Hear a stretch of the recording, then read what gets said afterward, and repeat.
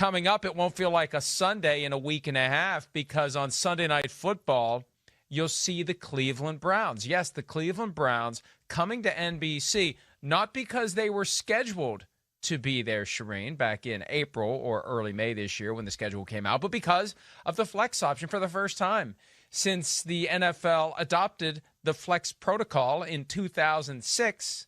The Browns are being flexed into prime time, and the Dallas Cowboys are being flexed out. What indeed is this world coming to when America's team is out and the chronically inept Cleveland Browns are in, Charean?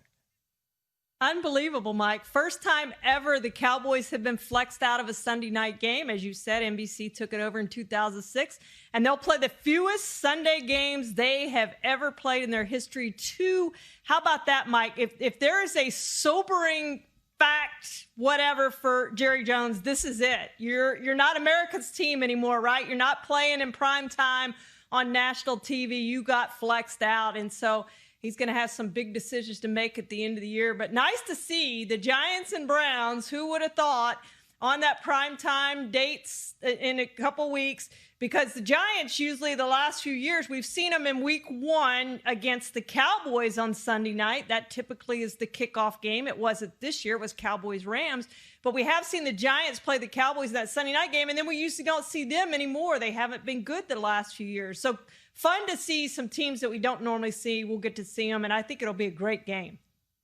Cowboys-Giants was the game not that long ago and for a long time that the networks would engage in a tug-of-war over. Sunday Night Football wanted it. Fox wanted it at 4:25 Eastern. CBS tried to horn in on it when they came up with the cross-flex. Monday Night Football wanted it, and they spread it around as best they could. Now, anyone would pass on Cowboys-Giants in a prime spot, although maybe with the Giants leading the NFC East, they would want it for the Giants' sake. And the double benefit here is the NBC game becomes Browns and a Giants team that has a gigantic market and a team that is relevant and is contending for a division championship. It's the second time this year the Cowboys have been disrespected this way. Remember, the Packers-Colts game got moved to 4:25 p.m. Eastern, and they actually sent the top broadcasting team. Was that a week that Romo and company, or was that an Aikman week? Either way, the former Cowboys quarterback wasn't at the Cowboys game. It was Cowboys-Vikings, one of the only games the Cowboys have won recently, that fell out of the top spot. But about a year and a half ago, I interviewed Stephen Jones and asked him in a very admiring way, not admirable. The question wasn't admirable, but the tone was admiring. Got to get that right. If I did, maybe I didn't. How is it that the Cowboys can continue to have such a great following when they haven't been to an NFC championship game in 25 years? And you know what? Maybe that pumpkin, or wait, what is it? The chariot turns into a pumpkin. Maybe it's a pumpkin after 25 years, and maybe now is the time when people won't continue to flock to Cowboys games if the product they're getting is unacceptable.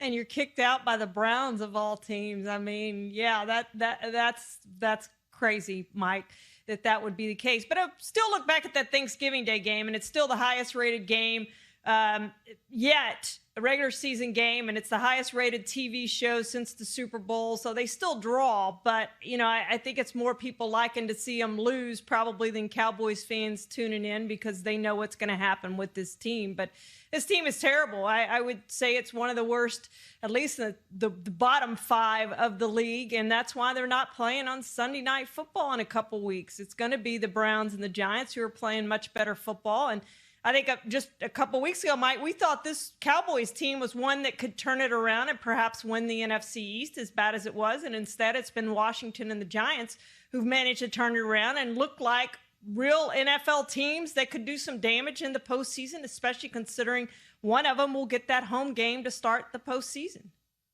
2 quick points, and then we move on. First, I believe that any 2 NFL teams playing in that time slot on Thanksgiving and also in that stadium, because I think there's something special about the Dallas Cowboys home stadium hosting a Thanksgiving mid-afternoon game. We're so used to that, just that image, that visualization that comes from AT&T Stadium.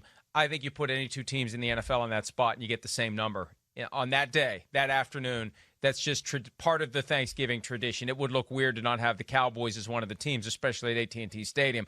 But I think it's more about the moment and the circumstance than it is about the Cowboys. Finally, August 5, 2016, I wrote on a piece of paper and I sealed in an envelope, not to be opened until August 5, 2021, that when I open it, this little mini time capsule I've devised, that the Browns will be regarded as a better organization top to bottom than the Cowboys.